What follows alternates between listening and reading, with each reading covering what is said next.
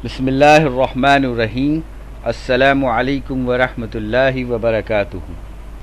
I hope you all are fine and are in good health. The topic of today's lesson is idioms and phrases. This is lecture number 2 on this topic. Recap of the previous lecture. In the previous lecture, we discussed what are idioms and phrases. We came to know that an idiom is a group of words established by usage as having a meaning not deductible from those of individual words, while a phrase is a small group of words standing together as a conceptual unit. Idioms are a collection of words or phrases which have a figurative meaning that is generally established and well known, whereas phrases is a group of small words that are like a unit. They are part of a bigger sentence or a clause. We also discussed some important idioms and phrases. Some further explanation follows. First, we will try to understand what are idioms and phrases. English is a fascinating language. It is colorful and full of expression, and well-written prose can transport you to another world. One such tool that authors usually employ to make their words memorable are idioms and phrases. It is important for us to understand the concept and the correct usage of idiom and phrases. Idioms are a collection of words or phrases which have a figurative meaning that is generally well established and known. So these words can't be taken at their literal meanings. Idioms at times seem grammatically unusual as well. They are a useful tool in linguistics. They add life and color to the prose. It allows the authors to play with words and make it an interesting read rather than straightforward boring paragraphs. Idioms are often used in stories, poems, and even in the spoken words.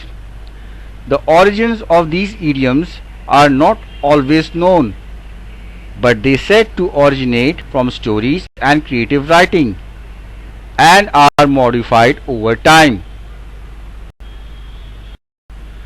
Now some information related to phrase. A phrase is a small group of words that are like a unit. These units are a part of a bigger sentence or a clause. Phrases are unlike idioms. They are actually direct and to the point. They do not have figurative meanings. The expression means what the words indicate. A phrase, unlike a complete sentence, does not have a subject and a verb, so it does not express a complete sentence. They are a unit of a complete sentence. Some more important idioms and phrases.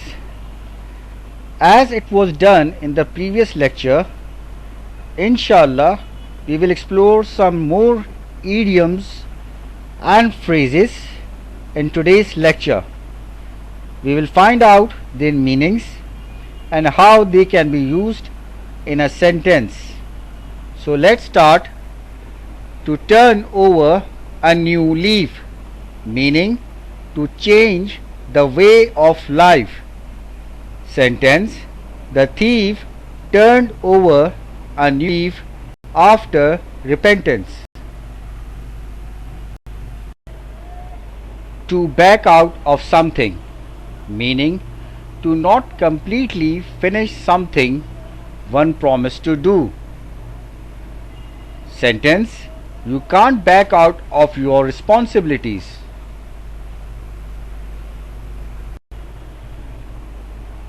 To beat about the bush, meaning to talk about something for a long time without coming to the main point.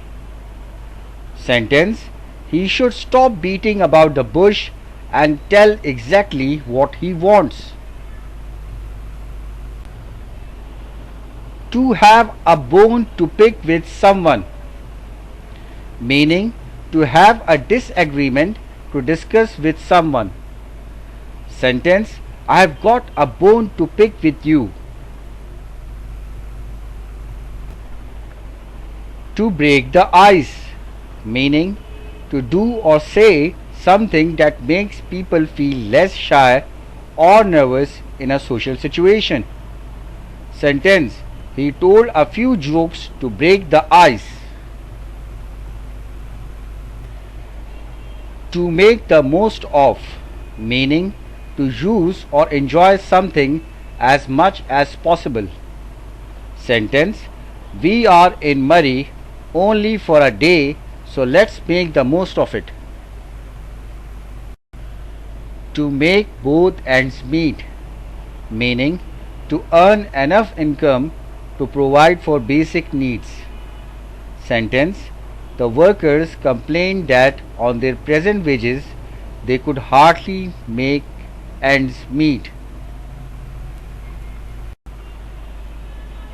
To make one's mouth to water, meaning cause one to eagerly anticipate or long for something. Sentence: the smell of the cooked fish made her mouth water.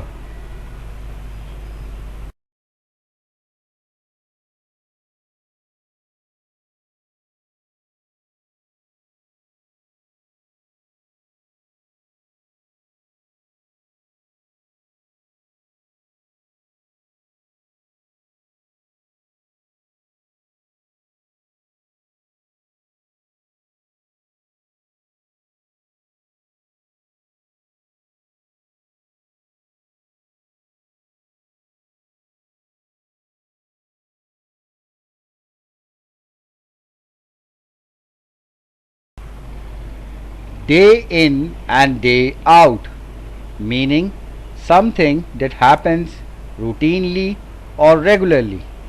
Sentence: they eat nothing but potatoes day in and day out.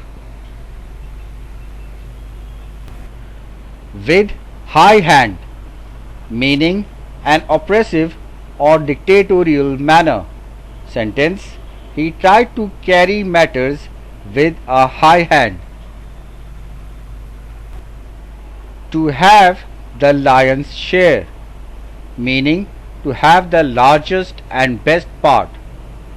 Sentence: he got the lion's share from his father's property.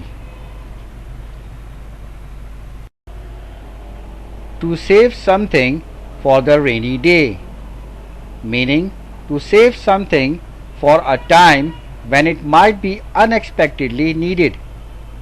Sentence: I save a portion of my salary each month for a rainy day.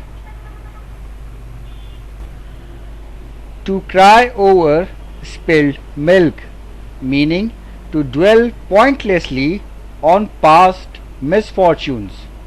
Sentence: yes, we made a mistake, but there is no point in crying over spilled milk.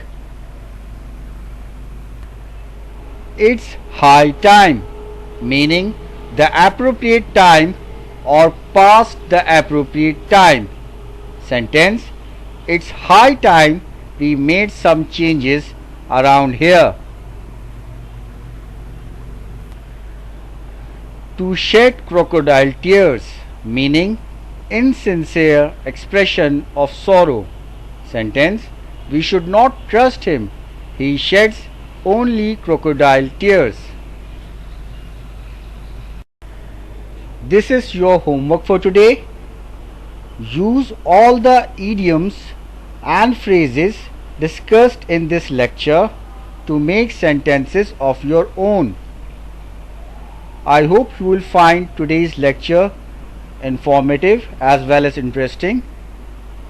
Inshallah, in the next class we will continue with this topic. Until then, it is Allah Hafiz.